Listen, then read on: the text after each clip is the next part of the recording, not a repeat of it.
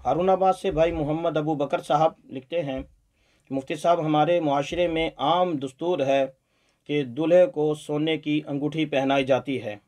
आपसे दरियाफ्त करना है कि क्या दूल्हे के लिए इसकी गुंजाइश है। मोहम्मद अबू बकर।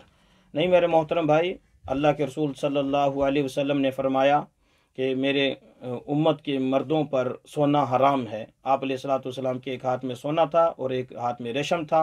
आपने इरशाद फरमाया कि मेरी उम्मत के मर्दों पर ये दो चीज़ें हराम हैं। तो ये मुतलकन हराम है। इसलिए शादी के मौका पर जैसा कि यहाँ रिवाज है कि लोग सोने की अंगूठियाँ जो दूल्हे को पहनाते हैं, बिलखुसूस लड़की वाले आम तौर पर ये दस्तूर है कि लड़की वाले लड़के को पहनाते हैं। तो शरअन इसकी इजाज़त नहीं है। ये कोई ऐसी मजबूरी नहीं है जिसकी वजह से शरीयत के अहकाम में कोई तगय्युर हो। लिहाजा ये हराम ही रहेगा, इसके लिए इजाज़त नहीं है।